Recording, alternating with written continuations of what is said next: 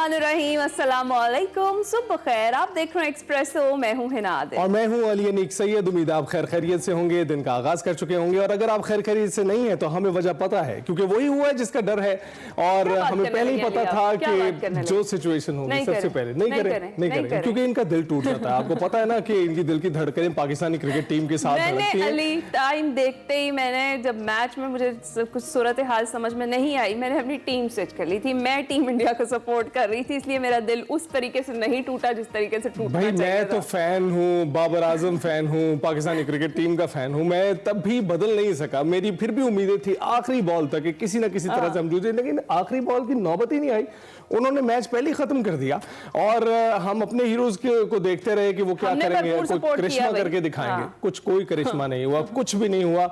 वही हुआ जिसका हमें डर था। पुरानी रिवायात वैसे ही बरकरार रखी गई हैं जैसे चल रही थी, और खराब कारकर्दगी, बदतरीन टीम सिलेक्शन ने सब कुछ एक्सपोज कर दिया। और कौमी क्रिकेट टीम एक्सपोज हो गई है। न बैटिंग है, न बॉलिंग है, न फील्डिंग है। हर शोबे में भारत के खिलाफ बुरी तरह फ्लॉप हो गई है। और इसके साथ ही चैंपियंस ट्रॉफी में मेजबान पाकिस्तान का सफर भी तकरीबन तमाम हो गया है। पाकिस्तान ने चैंपियंस ट्रॉफी के अहम मैच में भारत के खिलाफ टॉस जीतकर बैटिंग करने का फैसला किया, और टॉस भी जीत गए थे हम। सोचा था कि जीत ही जाएंगे। बाबर आजम सिर्फ 23 रन बना पाए, हार्दिक पांड्या का शिकार बन गए। बाबर आजम के आउट होने के बाद इमामुल हक भी पीछे न रहे। अक्षर पटेल ने इमामुल हक को सिर्फ 10 रन पर रन आउट कर दिया, और सऊद शकील ने 62, जबकि मोहम्मद रिजवान ने 77 गेंदों पर 46 रन बनाकर थोड़ी सी मज़ामत दिखाई। तैयब ताहिर 4 रन बनाकर जडेजा की बॉल पर चलते बने, और शाहीन शाह अफरीदी को पहली ही गेंद पर कुलदीप यादव ने आउट कर दिया। क्या क्या हाल सुनाए आपको, क्या क्या दुख सुनाए आपको। चलें आगे भी सुने। वो आउट जब हुए तो फिर उसके बाद रिव्यू भी जाया कर बैठे। नसीम शाह 14 और हारिस रऊफ 8 रन बनाकर पवेलियन लौटे। भारतीय टीम 242 रन के हदफ का ताकुब करने आई तो पाकिस्तानी बॉलर्स बेबसी की तस्वीर दिखाई दी है। ऑलवेज सिर्फ शाहीन शाह अफरीदी ने सबसे कम टाइम में रिव्यू लिया, बगैर सोचे समझे रिव्यू लेकर जाया कर दिया। एग्जैक्टली। और रोहित शर्मा को 20 रन पर क्लीन बोल्ड किया गया। फिर कप्तान रोहित शर्मा के आउट होने के बाद हमें लग रहा था कि भाई अब जरा मतलब हो गया है, कुछ ना कुछ वापसी हो गई है हमारी। भारतीय टीम जो बैटर्स हैं उन्होंने क्या कमाल जिम्मेदाराना बैटिंग का मुजाहिरा किया है। शुभमन गिल ने 46 और श्रेयस अय्यर 56 रन बनाकर आउट हुए। और कौमी खिलाड़ियों ने अहम मैच में कम टारगेट के बाद नाकिस फील्डिंग का भी मुजाहिरा किया, और भारतीय ओपनर शुभमन गिल का कैच खुशदिल शाह ने ड्रॉप कर दिया, और इससे पिछली गेंद पर नसीम शाह ने कैच की ट्राई ही नहीं की। श्रेयस अय्यर को सऊद शकील ने कैच ड्रॉप करके दूसरा मौका दिया, और फिर स्टार भारतीय बैटर विराट कोहली आए जी। उनकी आखिरी गेंद पर शानदार सेंचुरी ने भारतीय टीम को मैच में अहम फतह दिलाई, और शाहीन शाह अफरीदी ने 2 जबकि अबरार अहमद और खुशदिल शाह ने एक विकेट हासिल की।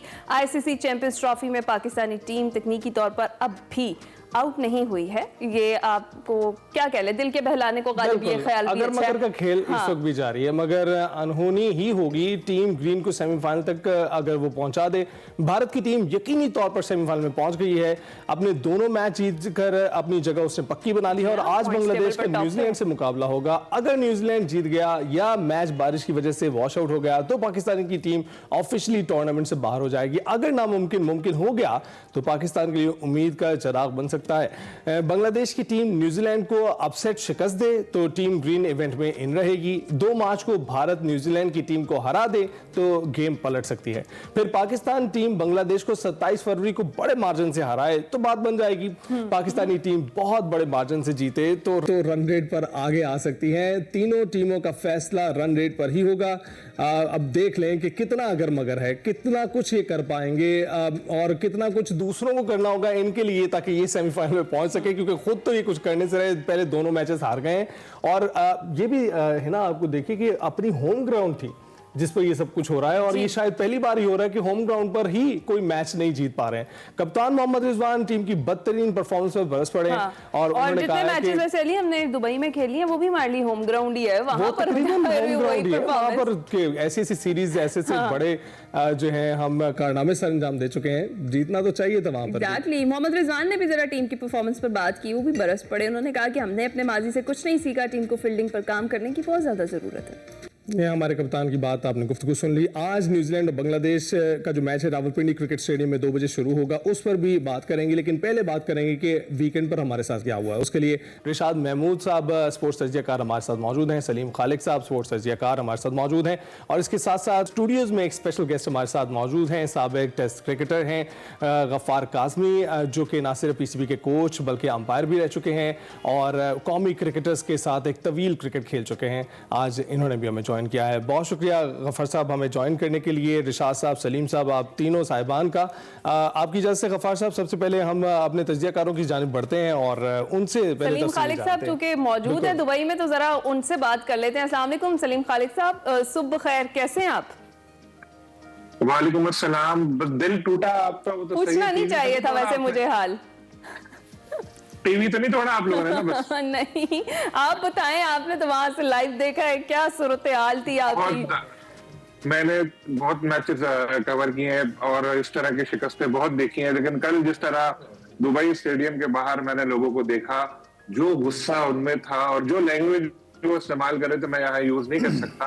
खास तौर पर बाबर आजम के जो उरूज था, अब वही जवाल देखने को मिल रहा है। तो बड़ा अफसोस हो रहा है कि हमारा एक इतना बड़ा प्लेयर और उसके साथ अब ये हाल हो रहा है कि उससे खेला नहीं जा रहा। और देखें, पहले दिन से इस शो में भी कई बार हम लोगों ने डिस्कशन ये किए थे कि टीम सिलेक्शन सही नहीं हुई, सारी चीजें जो है वो एक्सपोज हो रही हैं। किस तरह की यहाँ पर हमारी परफॉर्मेंस रही कि हमारे टॉप ऑर्डर में कोई ऐसा बैट्समैन ही नहीं है जो जाके छक्के चौके लगा सके।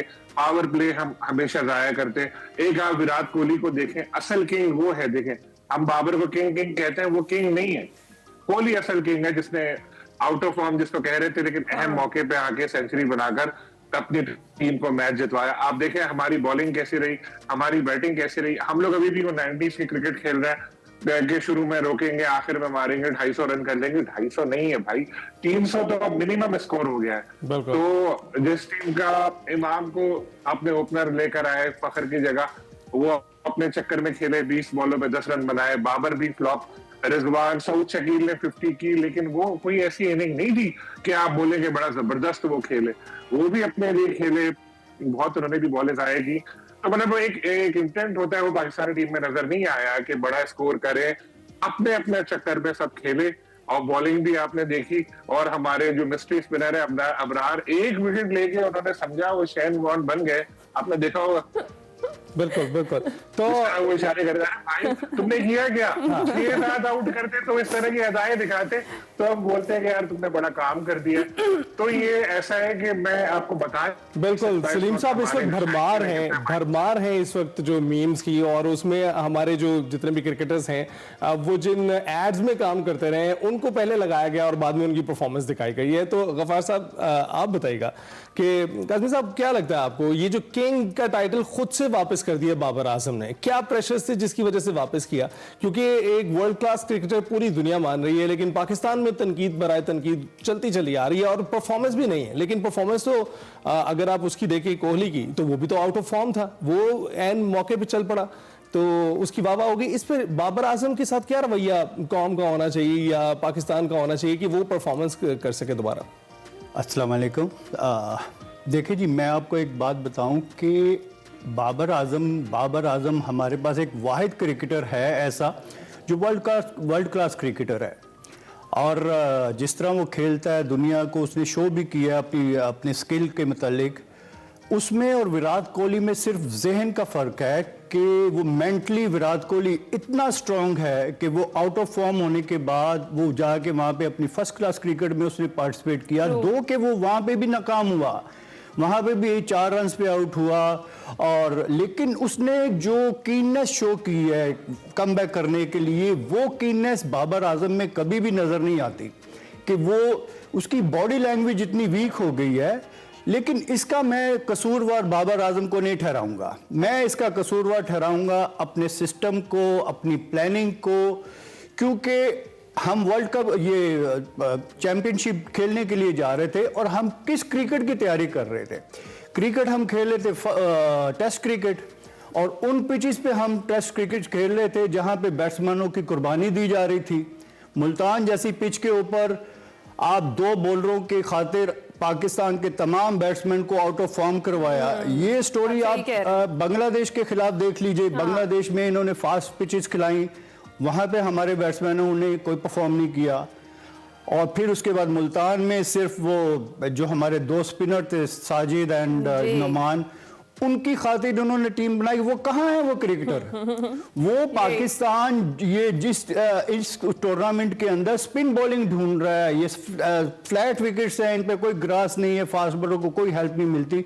इंडिया ने शो किया है कि किस तरह वो उन्होंने कंटेन किया है, और जहां विकेट की रिक्वायरमेंट थी वो क्रिकेटर कहाँ है, वो बॉलर कहाँ है जिन्होंने 40-40 आउट करके पाकिस्तान को जिताया था। आप ये कहें कि पेपर वो आ गया जिसकी तैयारी नहीं की थी। बिल्कुल, exactly, पता था कि क्या होने वाला है। हाँ। अच्छा रिशाद साहब, क्या कहेंगे आप? वैसे आज के दिन तो हालचाल हमें किसी से एक दूसरे से पूछना ही नहीं चाहिए, जिस तरह से हमारे दिल टूटे हुए, हम सब भरे हुए हैं।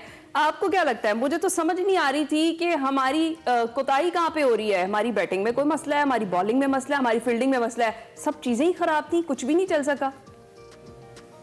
जी हाँ, बिल्कुल। देखिए, पाकिस्तान जो है, एक तो मैं कह रहा हूँ कि पाकिस्तान का जो मेरे ख्याल है नया नाम रखना चाहिए, वो पाकिस्तान .ball.com रखना चाहिए। डॉट मशीन, सही बात है। इतनी ज्यादा खेलते हैं कि समझ में नहीं आता, जैसे कोई टेस्ट क्रिकेट खेल रहे हैं। Right. तो ये इतना अप्रोच ही इतना डिफेंसिव है सारा, तो ये बिल्कुल डेफिनेटली लग रहा है कि डीमोरलाइज है टीम, डिसजॉइंटेड वे में खेल रही है, बिल्कुल कोई प्रोफेशनलिज्म नहीं है टीम में। कोचेस पता नहीं क्या कर रहे हैं। जो हमारे मेरे ख्याल है बेहतर कोचिंग जेसन गिलेस्पी के अंडर हमने ऑस्ट्रेलिया को ऑस्ट्रेलिया में शिकस्त दी, फिर साउथ अफ्रीका को साउथ अफ्रीका में हराया। अभी दिसंबर की बात है, 2 महीने पहले की बात है। तो उस टीम में सेलेक्टर्स ने क्यों चेंज किए, ये बिल्कुल एक इलॉजिकल बात है, कुछ समझ में नहीं आती कि उस टीम में जहां पे सुफियान मुकीम, इरफान नियाजी, अब्बास आफरीदी ये लोग परफॉर्म कर रहे थे, उनको अचानक उस कॉम्बिनेशन से हटा के और 4-5 चेंजेस कर दिए, जिसमें फहीम अशरफ वगैरह जिनका कोई रिकॉर्ड नहीं है, तो एक टीम का कॉम्बिनेशन टूट जाता है। अब ये भी कुछ लोग कह रहे हैं कि Rizwan was not happy with the team जो चैंपियंस ट्रॉफी के लिए अनाउंस हुई। तो ये सारी चीजें देखने की जरूरत थी कि जो एक विनिंग कॉम्बिनेशन बना हुआ था, जो एक टीम एक वेल ऑयल्ड यूनिट की तरह खेल रही थी, आपने उसको डिस्टर्ब कर दिया। तो ये सारी चीजें जो है ये बिल्कुल सही कह रहे हैं कि एडमिनिस्ट्रेशन और सेलेक्टर्स को देखनी चाहिए, कोचेस को देखनी चाहिए कि क्यों टीम अचानक इतना बिखर गई है और कोई किसी किस्म का प्रोफेशनलिज्म नजर नहीं आ रहा है। राइट। तो सलीम साहब आप बताइएगा कि स्टेडियम्स हमने बना लिए, टीम नहीं हम बना सके, इसका क्रेडिट किसको जाता है? देखिए, स्टेडियम बनाना जिनका काम था वो थे मोहसिन नकवी साहब, उन्होंने बना दिया स्टेडियम, उन्होंने अपनी जिम्मेदारी संभाल ली। टीम बनाना काम था टीम मैनेजमेंट का और प्लेयर्स का, वो इस जिम्मेदारी को नहीं संभाल सके, क्योंकि मोहसिन साहब ने 2 बार बोला था आकिब जावेद को कि इस टीम में रिकंसीडर करो, आप बड़ी इसमें कंप्लेन्स आ रही हैं, लेकिन आकिब जावेद ने दोनों बार उनकी बात इग्नोर की। वो चाहते तो वो जबरदस्ती कह के कहते तो आकिब जावेद को लाने वाले भी तो वही थे। हाँ, लेकिन उसके बाद उसको जो लेकर आए उनको उन्होंने पूरा इख्तियार भी दिया ना क्रिकेटिंग चीजों में दखल ना देते हुए। उन्होंने कहा कि ठीक है आपका फैसला है, तो अब जिम्मेदारी जो है इन्हीं लोगों पे आती है जो टीम मैनेजमेंट है कि भाई आप लोगों ने किया क्या है।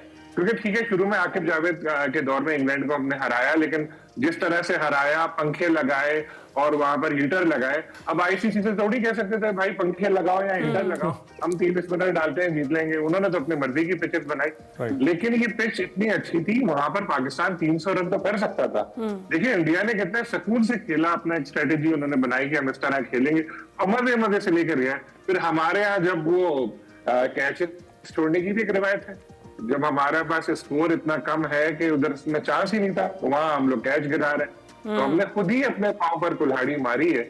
और ये रिशाद साहब बिल्कुल ठीक कह रहे हैं, सबसे मेन प्रॉब्लम यही सिलेक्शन का था कि वो कैसे फहीम अशरफ आए, कैसे खुशदिल शाह आए, जिनको हम ऑलराउंडर कहते हैं, बेचारे खुद भी पढ़ते होंगे अपने नाम के आगे ऑलराउंडर लिखा हुआ, तो उनको शर्म आती होगी कि यार हम ऑलराउंडर है। बिल्कुल इसी तरह जैसे बाबर को अब शर्म आती है जब लोग उनको कहते हैं कि किंग, तो उन्होंने इसीलिए कहा कि भाई किंग सिंह ना कहे। हालांकि पहले वो एंजॉय करते थे इन चीजों से, जब वो स्कोर कर रहे होते थे और वो कॉलर खड़े करके चलते थे कि हाँ भाई मैं किंग हूँ।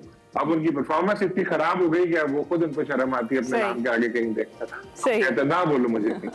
ऐसा ही है गफार साहब, जिस तरह से अभी हम बात यही कर रहे हैं कि सिलेक्शन कमेटी के बड़े मसाइल थे और बहुत ज़्यादा तनकीद भी हुई जब ये स्क्वाड सिलेक्ट किया गया उसके ऊपर, और फिर हमारे पास बाकायदा तौर पर टाइम था कि जब तक हम विदाउट एनी रीज़न एक्सप्लेनेशन के हम अपनी टीम जो स्क्वाड है उसमें कोई ना कोई तब्दीली कर सकते थे।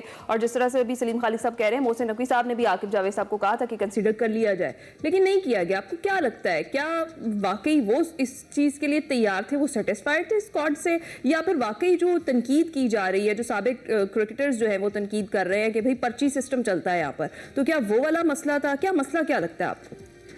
देखिए जी, प्रॉब्लम ये है कि अब अगर आप बॉलिंग को एनालाइज करते हैं तो आपको पता चलता है कि शाहीन शाह अफरीदी जो हैं उनका ग्राफ बहुत नीचे आ गया है। वो 145 पे बॉल करते थे, अब वो 133 पे बॉल कर रहे हैं। उनकी वो स्विंग ख़त्म हो गई है जो जिसकी वजह से वो मशहूर थे। और जो ये 12 उसका फ़र्क पड़ा, उसकी स्पीड में 45 से 33 पे आई है, वो बहुत बड़ा फ़र्क होता है इंटरनेशनल क्रिकेट के ऊपर। दूसरा ये कि हारिस रऊफ को तो अल्लाह ही समझाएगा, वो उसको नहीं समझ आ सकती। जितना अल्लाह ताला ने उसको स्किल दिया है, अगर उसके साथ थोड़ी सी इंटेलिजेंस, वसीम अकरम या वकार यूनुस जैसी उसके अंदर इंटेलिजेंस होती तो इस वक्त वो वाकई वर्ल्ड क्लास बॉलर होता। लेकिन मुझे नहीं समझ में आता कि ये ऑफ सीज़न में क्या करते हैं। इनकी सिर्फ तवज्जो है T20 खेलने के लिए और ज़्यादा पैसा कमाने के लिए, इनको पाकिस्तान की फ़िक्र नहीं है। आज तक उन्होंने ऑफ सीज़न में अपनी बॉलिंग पे वर्क नहीं किया। कुछ नज़र नहीं आता कि उन्होंने कभी अपनी बॉलिंग के ऊपर वर्क किया हो, कोई लाइन और लेंथ पे या किसी स्विंग पे या विकेट को जज किया हो कि इस पिच पे मैंने कहाँ बॉल करना था। अब ये जो कल वाला मैच था, इस पिच के ऊपर थोड़ा सा शॉर्ट ऑफ लेंथ बॉल करना था, क्योंकि आप इंडियन बॉलर को देखे, पांड्या ने सिर्फ थोड़ा सा शॉर्ट ऑफ लेंथ बॉल किया और वो आपसे नहीं खेला जा रहा था। आपने 152 डॉट बॉल खेले हैं। कैसे आप एक वनडे क्रिकेट खेल सकते हैं? 300 बॉल में से 152 बॉल आप डॉट कर रहे हैं, तो कैसे आप क्रिकेट खेलेंगे?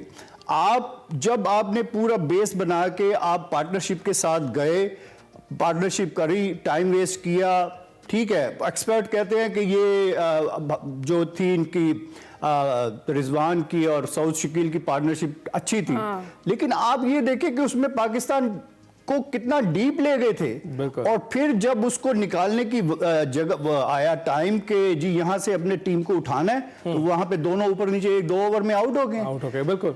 तो उसके साथ साथ ये डॉट बॉल वाला मसला भी रहा है, जिसकी वजह से स्लो रन रेट था और सभी तनकीद कर रहे हैं हमारे सारे तजज़ियाकारी। रिशाद साहब, आप क्या कहेंगे कि इस वक्त जो सूरत हाल आपने देखी कल के मैच में, आपको कोई सेगमेंट ऐसा लगा जो पाकिस्तानी क्रिकेट टीम का जिसने कुछ थोड़ी बहुत कारकर्दगी दिखाई हो, या सभी के सभी जो है फ्लॉप रहे, चाहे फील्डिंग हो, चाहे बॉलिंग हो, चाहे जो बैटिंग हो, लेकिन कहीं पे कोई आपको उम्मीद की किरण नजर आई कि हम बेहतरी की तरफ जा सकते थे शायद?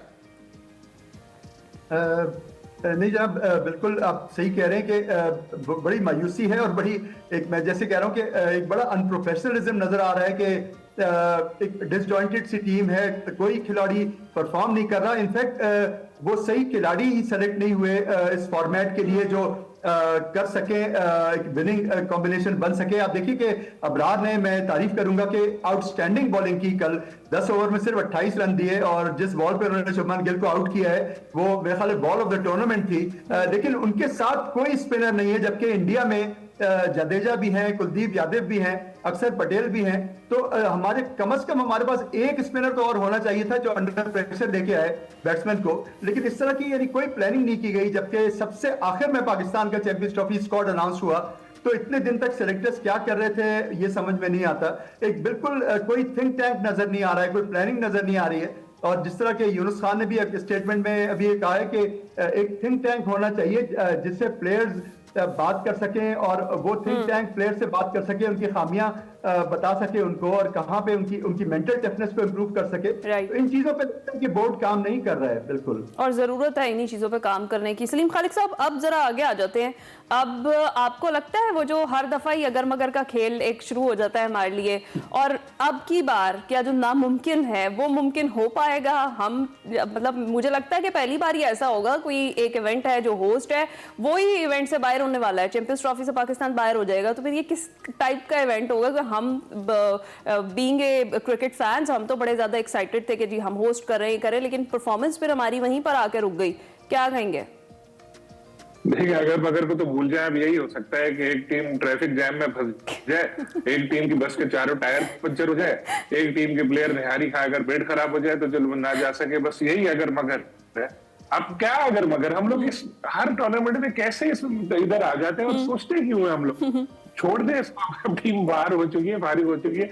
लेकिन सलीम साहब, पिछली चैंपियंस ट्रॉफी भी तो हम ऐसे ही जीते थे, ऑलमोस्ट हम हार चुके थे, लेकिन उसके बाद मौका मिला तो हमने नहीं, वो चैंपियंस ट्रॉफी और थी, उसमें प्लेयर और थे, उसमें कप्तान और थे। यहाँ पर इस टीम में दम ही नहीं नजर आ रहा। इसको अच्छा, तो आपको लग रहा है कोई चांस ही नहीं है? जिम्बाब्वे होते, कोई चांस नहीं। अमेरिका और जिम्बाब्वे होते ना, वो भी इस टीम को हरा देते।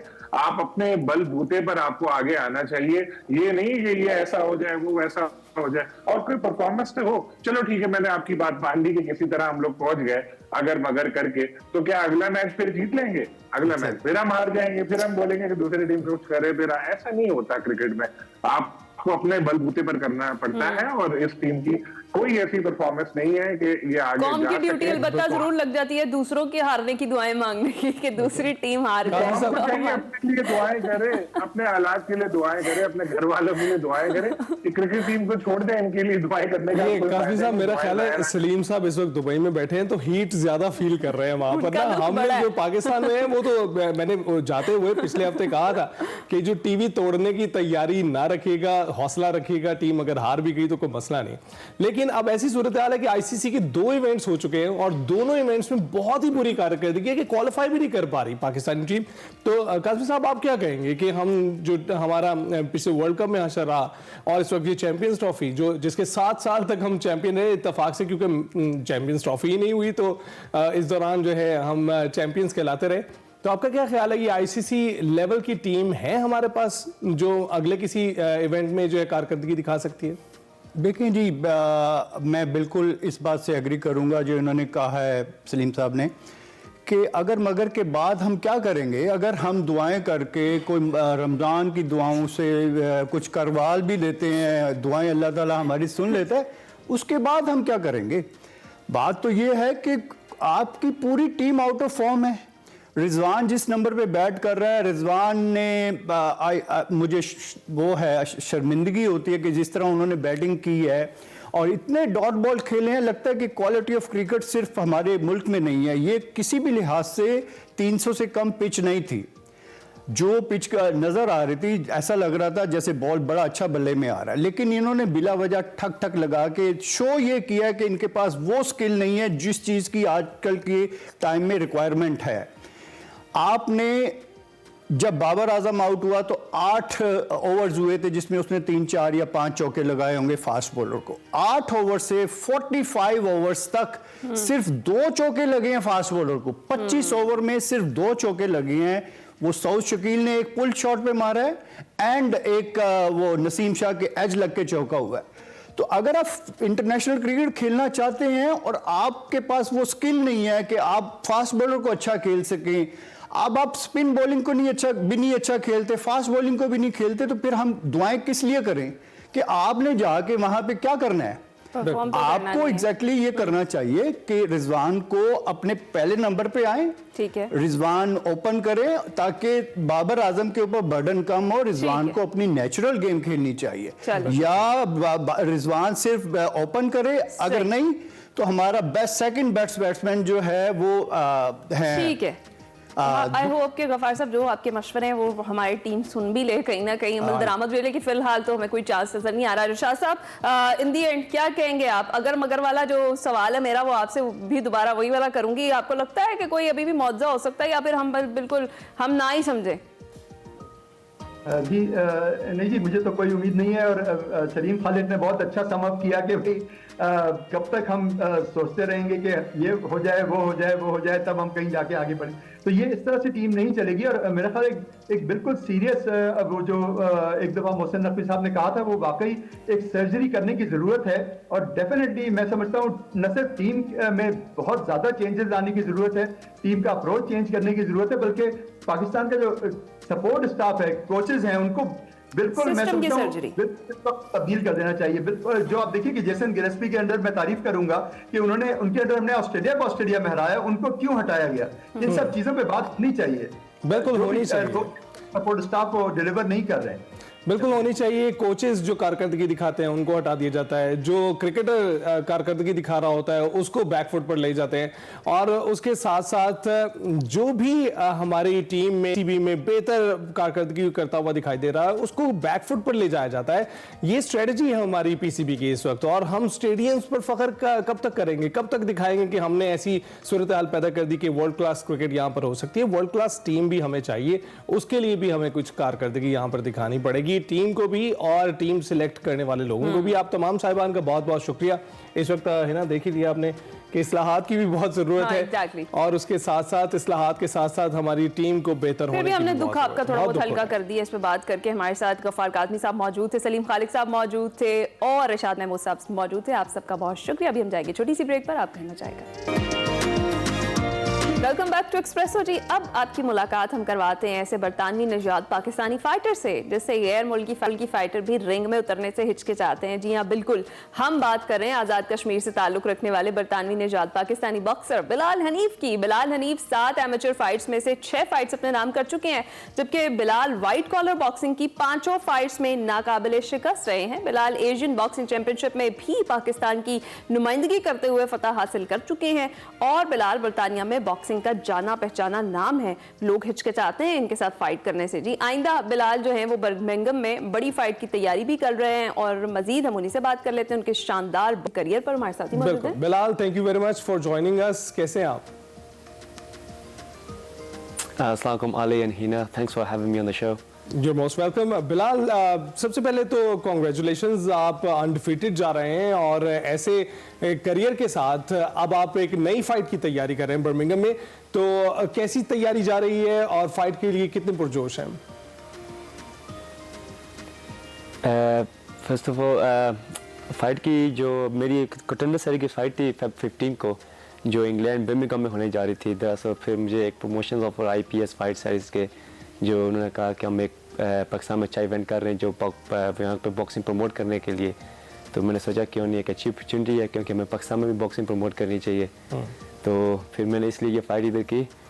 मेरी जो फाइट आ रही है आगे मई में, वो कंटेंडर सीरीज़ है फाइट टाइटल फाइट के लिए इंशाल्लाह, जो अगस्त में होगी। तो अभी उसी के लिए प्रिपेयर कर रहे हैं, ट्रेनिंग अच्छी जा रही है। एट द मोमेंट अभी मैं हॉलीडे पे हूँ पाकिस्तान में, तो यहाँ पे भी देसी फूड एंजॉय कर रहे हैं। अभी तो लास्ट फाइट के जीतने पे खुशी मना रहे हैं। एग्जैक्टली, और जिस तरीके से पाकिस्तान आए हैं, झंडा उठाया है जी आपने, आज़ाद कश्मीर का टाइटल आपने जीता है। मुझे ये बताएं कि कैसा लगता है अनडिफिटेड रहना? मतलब आपको पता है कि आप जितनी भी आपकी अभी तक पांचों की पांचों फाइट जो वाइट कॉलर बॉक्सिंग में है वो आप जीते हुए हैं और आप अनडिफिटेड हैं, ये फीलिंग कैसी है? एक तरीके का प्रेशर होता है जब क्योंकि ये मेरी एक पहली फाइट थी पाकिस्तान में, मैं पाकिस्तान की डेब्यू फाइट थी, और जिस तरीके का वहाँ पे क्राउड था, और क्योंकि मैं हमेशा आज़ाद कश्मीर को रिप्रेजेंट करता हूँ as a first boxer to be coming out from Azad Kashmir, तो वो जब एक तरीके की फाइट नर्व्स होती हैं, पहले प्रेशर होता है, और स्पेशली जब आप अनडिफीटेड हूँ तो वो आप अपने होम मदरलैंड में वो पहली बार हारना पसंद नहीं करना चाहेंगे, कोई भी नहीं करना चाहेगा, तो वो एक नर्व्स होती हैं, पर अल्हम्दुलिल्लाह यू नो इट्स गुड। फिलहाल तो ये बताइएगा कि अनडिफीटेड रहना क्यों ज़रूरी होता है बॉक्सिंग में? बहुत सारे बॉक्सर्स हमने देखा है कि 1-2 फाइट हारने के बाद जो है ना दिल हार बैठते हैं और दोबारा रिंग में उतरते हुए हमें दिखाई नहीं देते। क्या ये नॉर्म है बॉक्सिंग का जिसकी वजह से अनडिफीटेड रहना बहुत ज़रूरी होता है? देखिए, ऐसा लगता है जब मतलब आप जब इतनी मेहनत करते हैं ट्रेनिंग में, डाइटिंग, रनिंग, आई मीन जो भी आप वो एक वो पेन से गुजरते हैं, जो प्रोसेस होता है ट्रेनिंग का, जो फाइट कैंप में जिस तरह से ट्रेनिंग हम करते हैं, इंटेंस ट्रेनिंग जो होती है, उसके बाद मतलब जीतना तो एक I mean it's not ordinary feeling, पर विन और lose is part of the game. तो उसमें क्या होता है कि जब आप जीतते हैं तो वो फिर एक रिवॉर्डिंग होता है आपके लिए, अच्छा फील होता है कि लोग जो भी मैंने मेहनत की है, जो हार्ड वर्क था इस फाइनली पेड ऑफ। तो मतलब मेरे भी कई सारे दोस्त हैं जो हमें फाइट्स हारे हैं, पर यू नो पर कहते हैं कि जो अच्छा फाइटर होता है, कि अच्छा चैंपियन होता है, वो उसी टाइम नजर आता है जब वो एक फाइट हारते हैं, जब जीतते नहीं है। It's how you carry yourself when you get defeated. So You're right. अच्छा बिलाल, रिस्पांस कैसा लगा? पाकिस्तानी फैंस तो क्रेजी हैं आपके लिए, रिंग में आपको उन्होंने कैसा ज़बरदस्त किस्म का सपोर्ट किया और जिस तरह का रिस्पांस था, कैसा लगा आपको? Amazing, honestly, especially लाहौर में, I loved it. वहाँ पे जो जिस तरह का वहाँ पे हमारे हॉस्पिटैलिटी लाहौर के लोगों का जो सपोर्ट था, प्यार था, जो टर्न आउट था इवेंट पे, फाइट डे पे और जिस तरीके से मेरा वेलकम किया गया बाद में जब मैं आज़ाद कश्मीर में वापस गया, तो वो बहुत अच्छा लगता है कि फाइनली देख के एक लोग इतने सारे लोग आपको मुझे यकीन नहीं था कि इतने सारे लोग एक्चुअली जब हमारी फाइट लाइव स्ट्रीम हो रही थी तो 270,000 people watched it online. बिल्कुल। So, और ये बताइएगा कि बिलाल, आप लाइव भी देख रहे थे कि बहुत सारे शायकीन वहाँ पर मौजूद थे, तो आपको तो लगा होगा कि सिर्फ क्रिकेट के शायकीन यहाँ पर हैं, लेकिन कि जो क्राउड देखकर, ऑनलाइन क्राउड देखकर और जो प्रेजेंट था, फिजिकली प्रेजेंट था, वो देखकर आपको क्या महसूस हुआ? क्या बॉक्सिंग के दीवाने भी मौजूद है उतनी तादाद में?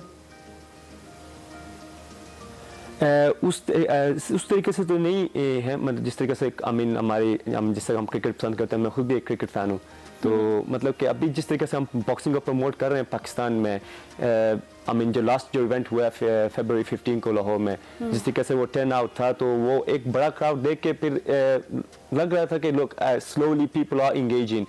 तो ये जो जो मेन फाइट थी फिरोज खान वर्सेस वहीम परदेसी, हमारा इसके पीछे इस इवेंट के ओवरऑल इस इवेंट के पीछे एक मकसद यही था कि हम पाकिस्तान को ना बॉक्सिंग को प्रमोट करें, क्योंकि PBC जो पाकिस्तान की जो बॉक्सिंग फेडरेशन है, जिस वो रेगुलरली इवेंट्स कराते हैं पर उस तरीके से लोग इंटरेस्ट नहीं लेते, तो इस फॉर द फर्स्ट टाइम हमने बहुत सारे इन्फ्लुएंसर्स को, यूट्यूबर्स को, सारे सबको एक प्लेटफॉर्म पे इकट्ठा लाया, youngsters was performing there also to attract the audience. So but जिस तरीके से वो टर्न आउट था, फिर हमें it was good because finally people are engaging and everyone was talking about this event and which was amazing.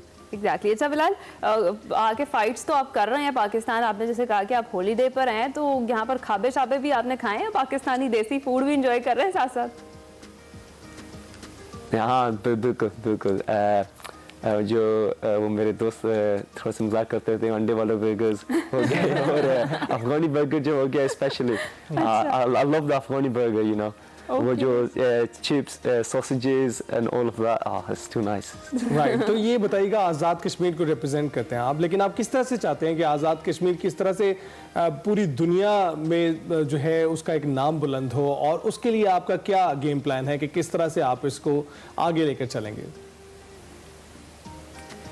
Ali भाई, मेरा जो मकसद है आज़ाद कश्मीर को रिप्रेजेंट करने का, वो इस तरीके से नहीं है क्योंकि हम चाहते हैं कि आज़ाद कश्मीर सेपरेट है और पाकिस्तान सेपरेट है। We all one nation under Pakistan, Pakistan comes first then Azad Kashmir. तो जो मेरा मकसद है कश्मीर को रिप्रेजेंट करने का ये है कि क्योंकि अभी भी बहुत सारे फाइटर्स, यंग फाइटर्स हैं आज़ाद कश्मीर में, जो नेशनल लेवल्स पे अच्छी फाइट्स कर रहे हैं, पर उनको कोई नहीं जानता, तो मैं उनको ऊपर लाना चाहता हूँ। ओवरऑल जो पाकिस्तान के जो फाइटर्स हैं, मोहम्मद वसीम, तैमूर खान, ज़हूर अब्बास, जवाद हसन, ये बहुत अच्छे टैलेंटेड फाइटर्स हैं पाकिस्तान में, जिनको अभी मोहम्मद वसीम को, तैमूर खान को तो सब जानते हैं क्योंकि वो एक इंटरनेशनल लेवल पर फाइट कर चुके हैं, पर Zahoor Abbas is a very talented fighter from Islamabad, पर उसको अभी वो इस तरीके का प्लेटफॉर्म नहीं मिला। तो हमारी कोशिश है कि हम इन सबको इकट्ठा लाएँ और इन सबको प्रमोट करें और सबको जानें, क्योंकि आज़ाद कश्मीर की जब तक वहाँ पर बात आती है, it's a beautiful place, amazing people, पर वहाँ के लोगों के लिए उनके पास बेसिक राइट्स नहीं है। हम जो बहुत सारी चीज़ें हैं जो ओवरऑल वो बहुत इश्यूज वहाँ पे जो चल रहे हैं, जो हाईलाइट्स नहीं किए जाते, तो मेरा जो मकसद है आज़ाद कश्मीर को रिप्रेजेंट करने का, वो ये है कि मैं भी एक तरीके से उनकी आवाज़ बन सकूँ somehow। ठीक है बिलाल, इन दी एंड वी हैव 30 सेकंड्स, कोई मैसेज देना चाहेंगे आप, कुछ कहना चाहेंगे? Just one last message, everyone who's watching, thanks for all the support in Pakistan, especially in Lahore and in Azad Kashmir as well. आप लोगों का hospitality का support देख के बहुत अच्छा लगा, और इंशाल्लाह यही courage मिलती है हमें वापस आने की, और to promote more boxing in Pakistan। आप सब भी boxing को promote करें जिस तरह हम cricket और दूसरे sports को भी promote करते हैं। तो इंशाल्लाह एक आमिर खान की अकेडमी है इस्लामाबाद में, और एक आमिर खान की अकेडमी हम लाहौर में खोलने जा रहे हैं as well, to bring the youngsters into the boxing as well, so do promote boxing in Pakistan, and we need to support the young fighters here to bring them up. बिल्कुल ठीक। इंशाल्लाह। Bilal, thank you very much for talking to us, क्योंकि जो जज्बा आपका है अपने इलाके की सरबुलंदी के, मुल्क के नाम की सरबुलंदी के लिए, वो काबिल तहसीन है। हम ब्रेक के बाद हाजिर होंगे। Welcome back. Top of the hour है, तो आपको बताएं कि अभी इस शो में बहुत कुछ बाकी है आपके लिए। टैलेंट से मुलाकात भी करवाएंगे, मौसम का हाल भी बताएंगे। मौसम की अगर बात करें तो आज बलूचिस्तान में एक सिस्टम दाखिल हो रहा है, जिसके बाद बारिशों और बर्फबारी की भी पेशगोई की गई है। लेकिन इसके साथ साथ खास बात यह है कि 27 तारीख को जो पाकिस्तान बांग्लादेश का मैच है, उसमें भी बारिश का इम्कान जाहिर हमारी उम्मीदों पे मुकम्मल तौर पर बारिश फिरने वाली है। तो आप देखिए कि हमारी कारकर्दगी स्टेडियम्स में कैसी है, और स्टेडियम्स अब जो शायकीन से भरे होने की तवक्को थी, शायद पानी से भर जाएगा। देखिएगा क्या सूरत-ए-हाल बनती है। लेकिन अब आईटी पे भी बात होगी, एआई पर भी बात होगी, कुछ एंटरप्रेन्योर्स भी हमारे शो में हम शामिल करेंगे। लेकिन इस वक्त सेगमेंट का वक्त हुआ है। जी हाँ, अभी हम शामिल करेंगे अपना सेगमेंट एक्सप्रेसो किताब, जिसमें उस्मान काजी की किताब सफरो हजर पर बात हो रही है। और बात ये हो रही है कि ये क्यों एक मुनफरिद किताब है। आइए सुनते हैं।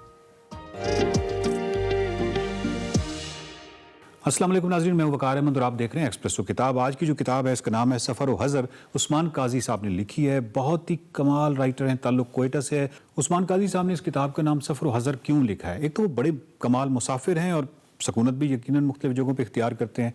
उनका जो प्रोफेशन है या उनका जो पेशा वराना ज़िम्मेदारियाँ हैं, वो इस नौइयत की हैं कि उनको मुख्तलिफ़ जगहों पे इस तरह रिहाइश भी इख्तियार करनी पड़ती है और सफ़र भी करना पड़ता है।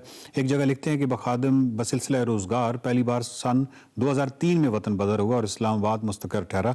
इसके बाद तो पाँव में ऐसा चक्कर पड़ा कि Dhaka, Bishkek, Geneva, Honiara, tonga टापू, बैरूत, दुशंबे, नैरोबी, मोगादिशु, बकौल इफ्तिखार अरिफ, जहाँ की भी मट्टी हमें पसंद आई, वहीं पे किया दफन एक दफीना ख्वाब।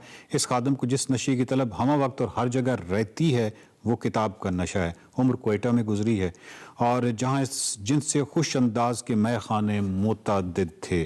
तालीम के लिए कराची और मानचेस्टर में मुकीम रहा, तो वहाँ भी जल्द ही मकामी कुतब खानों का मुहावरा हो गया। साकी गर्दों की मेहरबानियों के कुर्बान जाइए कि तिश्नगी के अदवार अगर कभी आए भी तो मुख्तसर ठहरे। बात चली थी इस्लामाबाद मुंतकिली से और पहुँच गई मैं खानों तक। क्या खूबसूरत नसर लिखते हैं काजी साहब। उस्मान काजी साहब का नाम जब भी ज़हन में आता है तो ज़हन में चंद लफ्ज़ आते हैं। मिसाल के तौर पे वसीउल मुतालिया, ज़हीन, साहिब असलूब, बिल्कुल मुख्तलिफ़ किस्म की बड़ी खूबसूरत नसर लिखते हैं। उर्दू ज़बान और उसके मुहावरे पे मुकम्मल गिरफ्त, बल्कि यूँ कहिए कि उर्दू, अंग्रेज़ी और पश्तो इस पर आलमाना गिरफ्त। उस्मान काजी साहब की खूबी ये है कि एक तो वो वसीउल मुतालिया हैं और वसीउल मुतालिया होने की वजह से वो किसी आम से मज़मून को भी, आम सा मौजू भी मुंतखब करते हैं किसी मज़मून को लिखने के लिए। तो वो मज़मून जब आप पढ़ते हैं तो यकीन कीजिए कि आपको 4, 5, 6 चीज़ें जो हैं वो नई पता चलती हैं। अब जहाँ तक इनकी ज़ुबान बोझल होने का मामला है या ये मुश्किल लिखते हैं, एक राय ये भी पाई जाती है। लेकिन उस्मान काजी साहब ने इसी किताब में इस हवाले से लिखा है, अक्सर अहबाब को ये गिला रहता है कि इस खादम की ज़ुबान बोझल और मौलवियाना है। बात यह है कि कुछ तो ख़ानदानी पस मंज़र का असर है और ये कि उर्दू इस खादम ने बुनियादी तौर पर पढ़कर सीखी है और आगाज़ी मौलाना ग़ुलाम रसूल महर की मफरस मुअर्रब आलमाना नसर से किया। सो इसे माजूरी समझ लीजिए कि ये खादम या तो यही उर्दू जानता है या कोयटा की थड़ों वाली बोली, जिसके कुछ नमूने इस किताब में भी शामिल हैं। और वो बड़े कमाल 3-4 मज़ामीन हैं जो कि कोयटा की जो थड़े वाली बोली है उसके हवाले से हैं, वो आपको बहुत बहुत लुत्फ़ देंगे। ये किताब आपके लिए पढ़ना क्यों ज़रूरी है? मेरा ख्याल है कि ये किताब आपकी शेल्फ में होना एक रेफरेंस बुक के तौर पे भी ज़रूरी है। जब भी आप बोर होते हैं, जब भी ये किताब उठाएंगे, ये उन किताबों में से है कि जिसको जहाँ से भी खोलेंगे, जिस सफ़े से भी खोलेंगे, अजब खुशबू आएगी और जो मजमून भी पढ़ेंगे आपको कम अज़ कम आपके इल्म में 4, 5, 7, 8, 10 चीज़ें जो हैं उसका इजाफा होगा जो कि आपको बिल्कुल उनका इल्म नहीं था। अब इसी हवाले से देखिए कि उन्होंने क्योंकि दमिश्क में बहुत अरसा गुजारा, तो दमिश्क के हवाले से बहुत सारे मजमून हैं। अब इस खित्ते को मैं दमिश्क क्यों बोल रहा हूँ, हालांकि ये किताब पढ़ने के बाद मुझे दमिश्क नहीं बोलना चाहिए। एक जगह लिखते हैं कि यहाँ आकर पहले तो ये इंकिशाफ हुआ कि इस लफ्ज़ दमिश्क के दुरुस्त लफ्ज़ तलफ़ुज़ में दाल के नीचे ज़ेर और मीम पर ज़बर है, यानी दिमश्क। और ये जो चीज़ें हैं जिनका ताल्लुक़ ज़ुबान से है, इसके हवाले से तो आपको बहुत ज़्यादा ना सिर्फ रहनुमाई मिलती है बल्कि बहुत सारे सरप्राइजेज़ मिलते हैं। बहुत ही हैरान कुन के जो लफ्ज़ जो है अमूमी तौर पर हम इस्तेमाल करते हैं, उनके मानी कुछ के कुछ हैं। लफ्ज़ों पे ये देखिए तो हमारे यहाँ आए रोज़ अपना मौक़िफ़ बदलने वाले को थाली का बैंगन आजकल की सियासी लोगत में लोटा कहा जाता है। बिलादुल अरब में मौक़िफ़ बदलना कोई मायूब बात नहीं समझी जाती, क्योंकि यहाँ मौक़िफ़ पार्किंग को कहते हैं। हजूम तो आप जानती हैं कि लोगों के जम्मे गफ़ीर का नाम है। यहाँ अगर आपने किसी से कह दिया कि आप हजूम से घबराते हैं, तो वो इसे आपकी तन्हाई पसंदी नहीं बल्कि बुज़दिली समझेगा, क्योंकि हजूम यहाँ हमले को कहते हैं। जो चीज़ हमारे यहाँ हजूम कहलाती है, इसके दूसरे मुतबादल का असल अरबी इमला जो है वो अज़दहाम है। हमारे यहाँ कुछ लोग न जाने क्यों इसे अजराम लिखते हैं। इस तरह की बहुत सारी चीज़ें हैं, चाहे वो नफ्सियात है, चाहे वो कुछ मुगालते हैं जो कि कल्चरल हैं, चाहे वो तअस्सुबात हैं, चाहे कोई मिसकंसेप्शंस हैं, कुछ भी हैं, वो इस किताब में एड्रेस होती हैं। एक बहुत ही खूबसूरत जुमला सुन लीजिए कि इस खादिम की राय में हमारी नस्ल का बड़ा अलमिया इख्तिसास या स्पेशलाइजेशन का जबर है। पुराने बुजुर्गों क्या सुनते थे कि बैक वक्त कई अलूम पर हावी हुआ करते थे, जैसा कि मौलाना फजल हक खैराबादी बैक वक्त अहले सुन्नत के हिंदुस्तान में इमाम थे और फ़न शेर के ऐसे पारक थे कि मिर्ज़ा गालिब जैसा शायर उनकी तकनीकी राय पर सर तस्लीम खम करता था। आपको सियासत के हवाले से, आपको हिस्ट्री के हवाले से, आपको ज़ुबान के हवाले से, आपको दुरुस्त मुहावरा या दुरुस्त तलफ़ुज़ के हवाले से, आपको नफ्सियात के हवाले से, आपको तअस्सुबात के हवाले से, इस तरह का बहुत सारी चीज़ों की अगर आगाही हासिल करनी है और इस तरह की बहुत सारी मालूमात हासिल करनी है, तो उसके लिए जो सफ़र व हज़र किताब है ये ज़रूर पढ़िएगा। और इस किताब की खूबी मैं दोबारा ये बताता जाऊँ कि ये है कि इसको जहाँ से भी खोलेंगे, आप बैठे बैठे बोर हो रहे हैं, किसी भी वक्त किसी भी जगह पे 3 सफ़ों का एक मजमून भी अगर आप पढ़ लेंगे, तो यकीन कीजिए कि आप ख़ुद इस हवाले से खुश होंगे कि आज मुझे 4-5 चीज़ें जो हैं वो नहीं पता चली हैं, जो कि मुझे पहले मालूम नहीं थी। ये इस किताब की सबसे बड़ी और कमाल खूबी है। इस किताब सफ़र हज़र को ज़रूर पढ़िएगा। उस्मान काजी साहब की तहरीर है और इसको जो शाया किया है वो उर्दू अकादमी कोयटा बलूचिस्तान ने शाया किया है। बहुत ही खूबसूरत किताब है सफ़र हज़र, उस्मान काजी। देखते रहिए एक्सप्रेसो किताब। वेलकम बैक टू एक्सप्रेसो जी। बड़ा इंपॉर्टेंट एक केस चल रहा है जिसके हवाले से हम आपको गाहे बगाहे अपडेट भी कर रहे हैं। मुस्तफ़ा आमिर कत्ल केस की मैं बात कर रही हूँ। हमने अपने पिछले प्रोग्राम्स में भी इस पर बात की थी और आपको डिस्कस करके बताया भी था कि मामला असल है क्या। अब मजीद कुछ नए इंकशाफात भी हुए हैं मुस्तफ़ा आमिर कत्ल केस में। अब बात आगे निकल गई है, मर्डर से एक ड्रग कार्टल और ये सारी चीज़ें अब कुछ नए इंकशाफात में सामने आई हैं। साजिद रऊफ हमारे नुमाइंदे डे 1 से इस इशू को कवर भी कर रहे हैं और उस पर हमें डिटेल्स भी दे रहे हैं, उन्हीं से बात कर लेते हैं। अस्सलाम वालेकुम साजिद रऊफ, जरा बताइएगा कि मजीद नए क्या इंकशाफात हुए हैं मुस्तफ़ा आमिर कत्ल केस में और क्या वजह सामने आई है अरमगान के इस बहीमाना तशद्दुद की जो उसने मुस्तफ़ा आमिर पर किया। वालेकुम अस्सलाम। मुस्तफ़ा आमिर कत्ल केस के रोज़ाना के जो है सनसनीखेज इंकशाफात सामने आ रहे हैं। मुस्तफ़ा के अगवा और कत्ल की गुत्थी जो अब सुलझ रही है। हमने ये देखा कि जो पुलिस हुकाम की जानिब से कब्र कुशाई के बाद DNA के नमूने हासिल किए गए थे, वो DNA के नमूने जो है मुस्तफ़ा आमिर की वालदा के साथ मैच कर गए और इस बात की तस्दीक हो गई कि जो लाश थी वो मुस्तफ़ा आमिर ही की थी। नंबर 2, जो दौरान तफ्तीश ABCC पुलिस की जानिब से 2 मुल्जिमान अरगवान और शराज को पुलिस ने गिरफ्तार किया था। पुलिस उनकी निशानदेही पर हप चौकी के इलाका दरीजी वहाँ पर पहुंची और उनकी निशानदेही पर वो मकाम की निशानदेही भी कर ली गई जहां पर मुस्तफ़ा आमिर की गाड़ी और मुस्तफ़ा आमिर को जो है वो जलाया गया था। ये 2 पहलू तो अब ऑलमोस्ट निपट गए हैं। पुलिस ने तमाम जो टेक्निकल शवाहिद थे वो जमा कर लिए। अगर हम ये कहें कि मुस्तफ़ा आमिर कत्ल केस की गुत्थी अब सुलझने जा रही है, इसमें थोड़ा ही वक्त रह गया है, ये तो कोई गलत बात नहीं होगी, बिल्कुल दुरुस्त बात है, क्योंकि अब मुस्तफ़ा आमिर कत्ल केस से जो रिलेटेड इश्यूज हैं जिसमें वेपन्स हैं, गैर मुल्की करेंसी के इन्वॉल्वमेंट है, ड्रग की इन्वॉल्वमेंट है, इसमें जो है वो सबको जो है वो तशवीश में मुब्तला कर रखा है। हमने देखा कि जब ये मुस्तफ़ा कत्ल केस के हवाले से ड्रग की इन्वॉल्वमेंट आई तो पुलिस हुकाम की जानिब से इस ड्रग की इन्वॉल्वमेंट के लिए एक अलग जो CIA का यूनिट है SIU, उसको जिम्मेदारी दी गई कि आप इसकी तहकीकात करें कि इस नेटवर्क में कौन कौन लोग मुलविस हैं, जिस पर SIU पुलिस ने जो शहर का पोस्ट इलाका डिफेंस कलेक्टर वहाँ पे मुख्तलिफ रेड्स किए और रेड्स के दौरान जो है मुतादिद नौजवानों को हिरासत में लिया गया, जिनमें एक काबिल जिक्र जो नाम है वो साहिर हसन का है, जो कि एक मारूफ ड्रामा एक्टर है, उनके बेटे हैं। बताया ये पता चला कि जो मुस्तफ़ा आमिर थे और जो अरगमान है और शिराज, ये तीनों जो है वो ड्रग जो है लेते थे साहिर से। जब पुलिस ने साहिर को गिरफ्तार किया और गिरफ्तार करके इनसे तफ्तीश की तो उन्होंने इंतहाई सनसनीखेज इंकशाफात किए। उन्होंने ये बताया कि वो गुज़िश्ता 2 से 2.5 साल से ये जो है ये मंशा फरोख्त करने का काम कर रहे हैं और ये मंशात जो है ये पाकिस्तान में नहीं मिलती, ये बल्कि कोलंबिया से कैलिफोर्निया और कैलिफोर्निया से पाकिस्तान ये आती है, लाहौर इस्लामाबाद में उतरती है, कराची में आती है और ये कोरियर कंपनी के थ्रू ये आती है। जो साहिर आमिर ने यह भी बताया कि जो है मुस्तफ़ा ने ही अरगमान से जो है उसकी दोस्ती कराई थी, मुलाकात कराई थी। जिस रोज ये वाकया हुआ उसके अगले रोज वो यानी कि 2 जनवरी को मुस्तफ़ा जो है वो साहिर के पास मंशात लेने आया था और उसने ये उधार में ये मंशात खरीदी थी। जब मुस्तफ़ा आमिर का कत्ल हो गया था उसके तकरीबन चंद रोज के बाद तकरीबन 15 जनवरी को जो अरमगान है और शिराज ये साहिर के पास आए थे और उन्होंने तकरीबन 3.5 लाख रुपए की ये मंशात जो है वो साहिर से खरीदी थी। हिना यहाँ एक चीज़ आपको बताते चलूँ कि ये जो मंशात है ये बड़ी महंगी मंशात है। इसके 2 नाम जो तफ्तीशकारों ने हमें बताया है कि एक तो जॉय जंगल बॉय और दूसरा एलियन जो लैम्प, ये 2 मंशात है जो कि इंतहाई महंगी किस्म की ये मंशात है। अगर हम ग्राम में बात करें तो सिर्फ 1 ग्राम जो है इसका वो तकरीबन 12,000 रुपए का है। अगर हम साहिल से जो बात करें, साहिल से जो मंशात मिली थी वो तकरीबन 557 ग्राम मंशात मिली थी और उसकी बरामदगी उसकी जो मालियत थी वो तकरीबन 83,55,000 रुपए उसकी मालियत थी। बड़ा ही हाई प्रोफाइल केस हो गया है। बिल्कुल। साजिद ये भी बताइएगा, इतराफ़े जुर्म किया है अरमगान ने, क्या इतराफ़े जुर्म में कहा है और इसके साथ साथ एक जाली शनाख्ती कार्ड भी उससे मिला है, इसके हवाले से क्या तफसीलात है?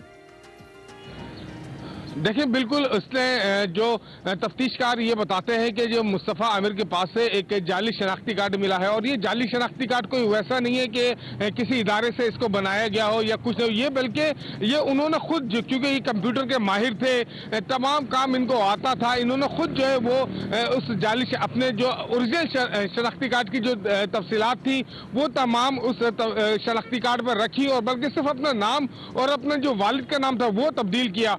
ये कोई किसी इदारे से नहीं बनाया होता है और ये जो गैर मुल्की डिजिटल करेंसी के जो अकाउंट्स बनाते हैं ये उनमें इस्तेमाल किया गया। जो तफ्तीशकार ये भी बताते हैं कि जो मुस्तफ़ा आमिर है वो जो है वो जो है गैर मुल्की करेंसी, कॉल सेंटर और जो फिशिंग का कारोबार, ख़ास तौर पे जो फिशिंग का कारोबार होता है, ये जब आपको याद होगा कि कराची के अंदर या मुल्क के बेघर हिस्सों में आपको एक फर्जी नाम से कॉल आती है कि आपका नाम ये है और आपके अकाउंट से वो पैसे निकाल लेते हैं। यही एक काम जो है ये मुस्तफ़ा आमिर भी जो है वो माजरत अरमगान भी यही काम कर रहा था, लेकिन इसके लिए वो जो उसके क्लाइंट्स थे वो गैर मुल्की थे। इसी वजह से जो तमाम जो उसके बाद करेंसी आ रही थी वो डॉलर्स में आ रही थी। लाखों रुपए जो है वो इस तरीके से कमाए जा रहे थे। जिस रोज ये उन्होंने मुस्तफ़ा आमिर को कत्ल किया उसके रोज ये लोग यहाँ पर कराची पहुंचे और कराची पहुंचने के बाद इन्होंने जो मुस्तफ़ा था अरमगान था उसने अपने घर से तकरीबन 7 लाख रुपए जो है वो कैश उठाए और यहाँ से पहले लाहौर गया और लाहौर के बाद वो इसमें मुलविस होने का नया इंकशाफ भी हुआ है। साजिद ये बताइएगा कि जो कब्र कुशाई के बाद DNA के सैंपल लिए गए थे उसकी रिपोर्ट का कहा जा रहा था कि 7 रोज बाद आएगी, क्या रिपोर्ट आ गई है? वालिदा से मैच कर गया है DNA? इस हवाले से भी जरा अपडेट कीजिए। देखिए बिल्कुल, जब मुस्तफ़ा की कब्र कुशाई की गई तो तकरीबन 11 से ज़्यादा सैंपल लिए गए थे। इसके अलावा कीमियाई तजिए के लिए अलग सैंपल लिए गए थे और इजाफी सैंपल भी लिए गए थे क्योंकि मुस्तफ़ा आमिर की जो लाश थी वो सोख्ता लाश थी, जली हुई लाश थी, जो उसके आज़ाद थे वो मुकम्मल नहीं थे। इसी वजह से जो पुलिस सर्जन थी डॉक्टर सुमैया सैयद, उन्होंने जो है वो काफ़ी सारे सैंपल्स लिए। DNA के लिए 1 या 2 सैंपल इस्तेमाल लिए जाता है, लेकिन उन्होंने कई कई सारे सैंपल्स लिए और जिसको जामिया कराची की फॉरेंसिक लेबोरेटरी भिजवा दिया था। और उनका कहना था कि सैंपल ज़्यादा लेने का मकसद यही था कि वो जल्द ही जो है वो डीएनए मैच कर जाए। और यही हुआ कि वेरी नेक्स्ट डे यानी कि अगले रोज़ ही जो मुस्तफ़ा के जो डीएनए थे उनकी वालदा से मैच कर गए। और इस हवाले से जो एबीसीसी पुलिस के इन्वेस्टिगेशन अफसर है उनकी जानिब से जो है वो मुस्तफ़ा आमिर के अहल खाना को बता भी दिया कि भाई ये मैच कर गए हैं, लिहाजा ये बॉडी आपकी है। उसके बाद फिर हमने ये देखा कि वेरी नेक्स्ट डे मुस्तफ़ा की जो यानी कि कल जो है मुस्तफ़ा की नमाज जनाजा भी अदा कर दी गई। जी, नमाज जनाजा भी अदा कर दी गई। इंतहाई अफसोसनाक है कि नौजवान का कत्ल किया है, लेकिन उससे ज़्यादा अफसोसनाक बात यह है कि ये केस मुख्तलिफ रंग इख्तियार कर रहा है, जिसमें अब कार्टेल का आंसर भी शामिल हो गया है। पहले एक लड़की के हवाले से बताया था मार्शा कि उसके मुतल्लिक है, लेकिन अब मार्शा बिल्कुल इस केस से ओझल हो गई है और एक कार्टेल सामने आ गया है, जिसके हवाले से साजिद हमें आगाह कर रहे थे। साजिद, आपको बहुत शुक्रिया। गाहे इस केस के हवाले से जो भी अपडेट आती रहेंगी वो आपसे जानते रहेंगे। अभी जाएंगे एक ब्रेक पर। Welcome back. वक्त आ गया है कि एआई पर बात हो, टैलेंट से मुलाकात हो। टेक्नोलॉजी में हर रोज जिद्दत आती चली जा रही है और दुनिया के तरक्की याफ्ता ममालिक जो हैं अब एआई में महारत हासिल करने की कोशिश कर रहे हैं। और ऐसे में पाकिस्तान में भी मसनूई ज़हानत के शोबे में खातिर खा काम हो रहा है। और इसी हवाले से आपको एक बड़ी खबर सुनाते हैं कि पाकिस्तानी खातून फोर्ब्स टेक्नोलॉजी काउंसिल की बाज़ाब्ता रुकन मुंतखब हो गई हैं। जी हाँ नाजरीन, डेटा वॉल पाकिस्तान की बानी और सीईओ महविश सलमान अली को फोर्ब्स टेक्नोलॉजी काउंसिल का बाज़ाब्ता रुकन मुंतखब कर लिया गया है, जो दुनिया के सरकर्दा टेक्नोलॉजी एग्जेक्टिव्स के लिए एक खसूसी कम्युनिटी है। महविश ने हाल ही में डिजिटल कोऑपरेशन ऑर्गेनाइजेशन के ज़ेरे तमाम बैनुल-अक़वामी डिजिटल कोऑपरेशन फोरम में पाकिस्तान की नुमाइंदगी की है और ये तकरीब डेड सी उर्दन में मुनक्किद हुई थी, जहाँ 16 रुकन ममालिक के वज़रा और सफारतकारों ने शिरकत की। महविश ने कनेक्टिंग एआई स्टार्टअप्स ग्लोबली के उन्वान से एक अहम पैनल में बतौर मरकजी मुकर्रर पाकिस्तान की शिराकत को उजागर किया और उन्होंने पाकिस्तान के आलमी एआई इकोसिस्टम में शमूलियत, बेहतरीन एआई टैलेंट और जदीद हल फराहम करने के किरदार पर गुफ्तगू भी की। और इसके साथ साथ पाकिस्तान में एआई मसनूई ज़हानत शोबे को फ़रोग़ देने के लिए महविश सरगर्म हैं। पाकिस्तान के पहले एआई इनोवेशन सेंटर के आगाज़ का ऐलान भी कर चुकी हैं।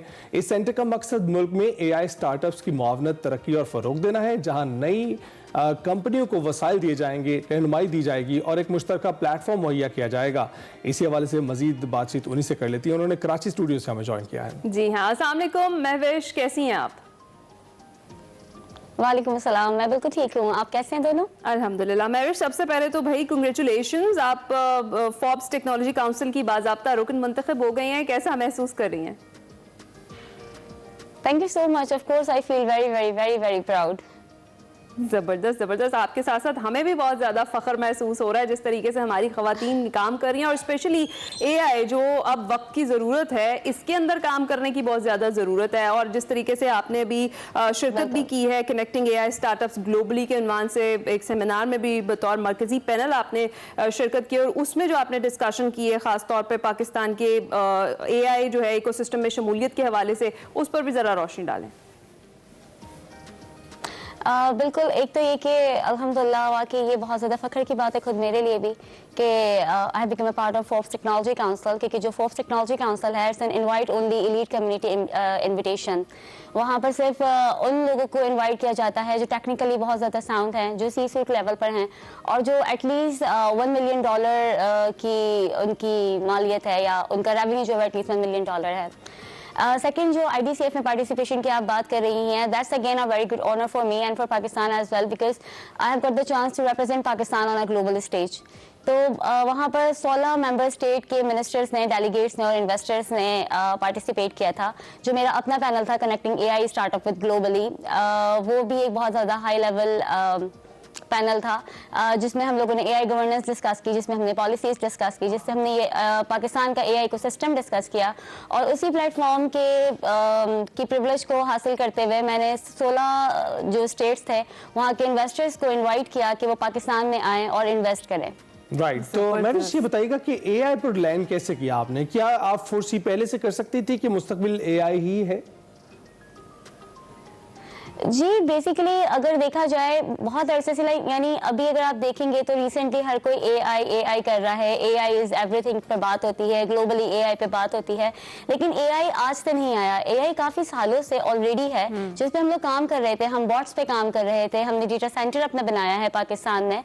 Bye the way data vault जो मेरी कंपनी है वो पाकिस्तान का first women led solar power data centre है, तो ये भी एक बहुत ज्यादा फख्र की बात है मेरे लिए पाकिस्तान की बेटी होते हुए और एक औरत होते हुए, क्योंकि अगर आप आईटी सेक्टर को देखेंगे तो ओवरऑल आईटी इंडस्ट्री जो है is male dominated industry, right, और as a women led force यहाँ पर काम करना itself like people give very big smile के आपसे नहीं होगा, आप खातून हैं, and then data center and AI is completely different zone. लेकिन इस सेक्टर में काम करते हुए और ना सिर्फ काम करते हुए उसको लीड करते हुए I feel very proud and I invite other women as well to be a part of it. जबरदस्त। अच्छा महविश, जिस तरह से अभी आप बात कर रही हैं कि एआई में खवातीन की शमूलियत, इस हवाले से आपने एआई इनोवेशन सेंटर के क़याम का भी ऐलान किया है कि वो भी बनाया जाएगा, तो वो किस तरीके से इन खवातीन की इन्वॉल्वमेंट जो है इसमें ज़्यादा बनाएगा एआई में, जिस तरह से आपने कहा कि यूजुअली बहुत कम देखने में आता है कि इस फील्ड में खवातीन आए? जी बिल्कुल, अगर आपको पता होगा कि ग्लोबल मैकेंजी की रिपोर्ट के अकॉर्डिंग एआई पे काम करते हुए 2030 तक AI 15.7 trillion dollars global GDP में ऐड करेगा, राइट, और ये जो मुहिम है ये पूरी नहीं हो सकती खवातीन के बगैर, क्योंकि खवातीन जो है वो हमारे माशरे का 50% हिस्सा है। हम अक्सर भूल जाते हैं कि 50% is a very very big amount, right, तो उनको इंक्लूड करना बहुत ज़रूरी है। ऐसा नहीं है कि एआई में खवातीन नहीं है या आईटी इंडस्ट्री में खवातीन नहीं है, मसला ये है कि अपॉर्चुनिटीज़ बहुत कम है। अगर आप देखेंगे कि मार्केटिंग लेवल पर या मैनेजरियल लेवल पर स्टिल खवातीन है, लेकिन जब आप सी सूट पर जाएंगे तो there are very few people, जब आप डिसीजन मेकिंग पर जाएंगे there are very few women, जब आप बात करेंगे डिसीजन मेकिंग टेबल्स की तो कहाँ हैं औरतें। हमें ये करना है कि हम उन औरतों को वहाँ पर इंक्लूड कराना है, and hence the AI technology centre. AI technology lab जो है वो सिर्फ औरतों के लिए नहीं है, मर्दों के लिए भी है, तो एवरीवन इज वेलकम, बट हमारी प्रायोरिटी ये है कि जो वुमेन लेड एआई स्टार्टअप्स है वो वहाँ पर आए, so that if they need, देखिए एआई में काम करने का एक सबसे बड़ा जो प्रॉब्लम आता है वो होता है infrastructure. Millions and millions of dollars जो है वो you need to create an infrastructure that could work with and that could, जिसमें जो है वो आप लार्ज लैंग्वेज मॉडल्स को ट्रेन कर सकें, वो हम कर चुके हैं काम। अब हम आपको इनवाइट करते हैं कि आए और उसका पार्ट बने। बिल्कुल ठीक। तो महविश ये बताइएगा कि अब आप फोर्ब्स टेक्नोलॉजी काउंसिल की बाज़ाब्ता रुकन हैं, पहले तो आपकी जो दीगर रिस्पॉन्सिबिलिटीज़ हैं उसके साथ काउंसिल की मेंबरशिप और रुकन होने के नाते जो एक्स्ट्रा रिस्पॉन्सिबिलिटीज़ आपके कंधों पर डाल दी गई हैं वो किस तरह से आप मैनेज कर रही हैं, और इस काउंसिल की बुनियादी जिम्मेदारी क्या है? देखिए, जो फोर्ब्स टेक्नोलॉजी काउंसिल है उसकी जो बुनियादी काम है वो ये है कि जो भी ग्लोबली एआई ट्रेंड चल रहे हैं आपको उससे वेल वर्स्ड रहना है, आपको उसके बारे में कमेंट्स करने हैं, आपको उसके बारे में अपनी राय शेयर करनी है। फोर्ब्स टेक्नोलॉजी काउंसिल में बहुत बड़ी बड़ी कंपनीज हैं, for example Microsoft, Google cloud, Disney, Amazon, you name it, they are all there and they are discussing कि एआई के लेवल पे एआई की हुदूद में रहते हुए ग्लोबली क्या होना चाहिए। तो पाकिस्तान के लिए मेरे लिए एक बहुत बड़ी अपॉर्चुनिटी है कि वहाँ पर जो इन्फ्लुएंसर्स हैं, जो डिसीजन मेकर्स हैं, जो टेक्नोलॉजी लीडर्स हैं, उनके सामने हम अपनी बात रख सकते हैं, उनको हम बता सकते हैं कि हमें किस तरह की पॉलिसीज की जरूरत है, उनको हम बता सकते हैं कि पाकिस्तानी स्टार्टअप्स को ग्लोबल लेवल पे ले जाने के लिए हमें क्या क्या चीजें दरकार है। नंबर 1। नंबर 2, आपने बात की कि उसके लिए जिम्मेदारियां क्या क्या है। उसके लिए जिम्मेदारियां ये है कि हमें शेयर करना है अपनी नॉलेज को। उसमें जिम्मेदारियां ये है कि हमें वहाँ के फॉर एग्जांपल जब कोई भी आर्टिकल आता है या कोई भी ओपिनियन आता है वहाँ पर हमें अपने एक्सपर्ट्स को ओपिनियन देने होते हैं, हमें कॉन्ट्रीब्यूशन करनी होती है। जो भी हम एआई के बारे में सीख रहे हैं हमें उसे लोगों से शेयर करना पड़ता है और करेक्ट इन्फॉर्मेशन देनी होती है। इसके साथ साथ एक प्रिविलेज भी आती है। वो प्रिविलेज ये आती है कि फोर्ब्स जो है वो एक, आपको पता है, इनवाइट ओनली एलीट कम्युनिटी है। As a member now I can refer people as well. तो for example if you think that you are on a C-suite level and you are very well versed with technology and your company is earning at least $1 million in revenue or you have at least $1 million in funding, you can contact me and I can basically refer you. जबरदस्त जबरदस्त। इन दी and Mahwish, मैं चाहूंगी कोई message आप देंगे आपको, खास तौर पे जो खवातीन आपको देख रही हैं उनको क्या पैगाम देंगी? अच्छा, मैं एक चीज़ ऐड करना भूल गई थी। वो एक चीज़ ये थी कि फोर्ब्स टेक्नोलॉजी काउंसिल में जब आप पाकिस्तान लिखेंगे, when you will see the Pakistani members from on Forbes technology council, I am the only woman. तो सबसे पहले तो ये कि वैसे again everyone is invited, but I would love to invite women to be a part of that huge platform, a global platform. And मैं क्या message देना चाहूँगी, पहले तो एक जनरल मैसेज ये है कि देखिए the world has lot of AI already, we don't need more AI, we need better AI, तो प्लीज वर्क ऑन इट। आप जब AI पे काम करते हैं तो एथिकल AI पे जरूर काम करें, number 2। Number 3, I want to urge government as well कि please focus on public private partnerships because it's very important, and please we need to create AI friendly policies, it is very very important. Secondly, जब data sovereignty law की बात होती है, our government and entire government हम उम्मीद करते हैं कि ये तमाम सिफारिशात जो अभी आप दे रही हैं, हुकूमत के ओहदेदारान सुन रहे हैं, हुक्मरान सुन रहे हैं, क्योंकि इन पर अमल करने की जरूरत है। इनको अगर उन्होंने एक काउंसिल बना लिया है तो ये देखकर ही बनाया होगा कि इनकी मौजूदगी से फायदा उठाया जा सकता है, तो आप क्यों नहीं उठा सकते? महविश की मौजूदगी से फायदा उठाएं और जो सिफारिशात यहाँ रखी गई हैं उसको बरोकार लाएं। ब्रेक के बाद हाजिर होंगे।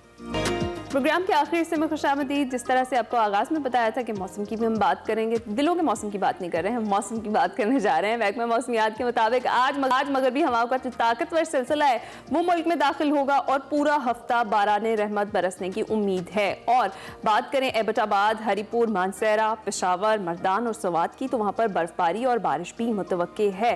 देखते हैं कि आगे वाला जो हमारा हफ्ता है वो कैसा होता है, क्योंकि उसके बाद से इंशाल्लाह रमज़ान शुरू हो रहे हैं, तो उस वक्त हम यही चाहेंगे कि मौसम खुशगवार सा ही रहे। तो इस पर हमने करनी है जी बात। हमें ज्वाइन कर चुके हैं अंजुम नज़ीर ज़ेगम साहब, डिप्टी डायरेक्टर मेट डिपार्टमेंट है, उनसे बात कर लेते हैं। बिल्कुल अंजुम साहब, बहुत शुक्रिया हमें ज्वाइन करने के लिए। कैसे हैं आप? जी अल्लाह का शुक्र, थैंक यू वेरी मच।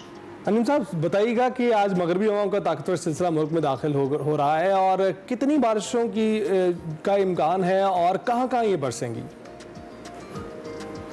जी बिल्कुल, आपने बिल्कुल सही फरमाया कि ये मगरबी हवाओं का सिलसिला जो है ये आज से मुल्क में दाखिल हो रहा है। इसका अर्ली इम्पैक्ट ये नज़र आ रहा है कि इस वक्त साउदर्न बलूचिस्तान और सिंध के कुछ इलाकों बशमूल कराची में तो अभी हल्के बादल हैं, लेकिन आने वाले टाइम में ये बादल थोड़े से डेंस हो जाएंगे, ताहम कराची में बारिश का कोई इम्कान नहीं है।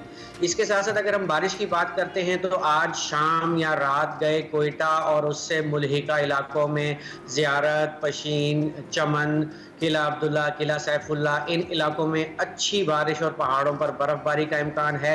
इसी तरह ये सिलसिला आज रात से लेकर 1 मार्च या 2 मार्च तक मुल्क के अक्सर शुमाली इलाकों को मुतासिर करेगा, जिसमें गलियात और जो KPK के पहाड़ी इलाके और मरी वगैरह हैं, यहाँ पर एक शदीद बर्फबारी का स्पेल भी हो सकता है। तो इस दौरान जो लोग वहाँ के मुकामी हैं, चाहे जो सयाह इस दौरान वहाँ जाना चाहते हैं, वो इस बात का ख्याल रखें और प्रिकॉशनरी मेजर्स को भरपूर तरीके से इस्तेमाल करें और लोकल अथॉरिटीज़ और बॉडीज़ के जो भी ऑर्डर्स हैं उनको फॉलो करें, क्योंकि इस दौरान शदीद बारिशों के दौरान लोकल नदी नालों में तुग़यानी का भी खदशा है और उसके साथ साथ लैंड स्लाइडिंग का भी खदशा है। और ये भी बताइएगा अंजुम साहब कि इसके बाद भी मौसम सरमा की कोई बारिशों का सिलसिला होगा या फिर इसके बाद हम बाकायदा तौर पर कह लें कि गर्मी आ जाएगी? देखिए, मौसम सरमा अब आप ये कह सकते हैं कि मोस्टली जो है वो तो जा चुका है पाकिस्तान के जनूबी इलाकों से, ताहम शुमाली इलाकों में अभी भी इस जो बारिश का ये सिलसिला होगा, इसके बाद टेम्परेचर्स कुछ जो हैं वो सस्टेन या ड्रॉप होंगे, ताहम इसका इम्पैक्ट मुल्क के जनूबी इलाकों पे नहीं होगा। आप ये कह सकते हैं कि मुल्क के जनूबी इलाकों में बहार का मौसम है, ताहम कराची की अगर हम बात करें तो कराची में तो हमें बहार का पता ही नहीं चलता, एकदम सर्दियों से गर्मियाँ शुरू हो जाती हैं टेम्परेचर के राइज होने की वजह से। तो शुमाली इलाकों में तो जो जी इस बारिश के बाद जो है यानी कि 1 तक रहेगी और उम्मीद ये है इंशाल्लाह कि 2 मार्च को पहला रोज़ा होगा, रमज़ान मुबारक का आगाज़ होगा। तो इस दौरान जो आगाज़ रमज़ान है वो तो शुमारी इलाकों में अच्छा खुशगवार और ठंडा रहेगा, ताहम जो मुल्क के जनूबी इलाके हैं बशमूल कराची और जनूबी सिंध, यहाँ पर मौसम कदरे गर्म रहने के इम्कान है। ताहम इस बात की भी तवक्को है कि एंड ऑफ मार्च जो है वो साउदर्न पार्ट्स में तो स्पेशली मजीद गर्म हो जाएगा। मजीद गर्म हो जाएगा। अंजुम साहब, बहुत बहुत शुक्रिया गुफ्तगू करने के लिए, बताने कि मौसम का क्या हाल रहेगा पूरे मुल्क में। इतवार को पहला रोजा है, तो तैयारी पकड़ लें। उसी लिहाज से जो है आपको मौसम देखते हुए आपने रोजों में कितना पानी पीना है उसका ख्याल रखना है, हाइड्रेटेड रहना है, खाना पीना अपना दुरुस्त रखना है सहरी और इफ्तार के औकात में। तो रमजान आ रहा है, वी आर वेरी एक्साइटेड, तमाम रोजे रखने का प्लान है, तो देखते हैं आगे क्या होता है। इसी के साथ ही एक्सप्रेसो से हमें दीजिए इजाजत, आपसे मुलाकात होगी कल। अपना ख्याल रखिएगा, फीडबैक जरूर दीजिएगा। अल्लाह हाफिज। अल्लाह हाफिज।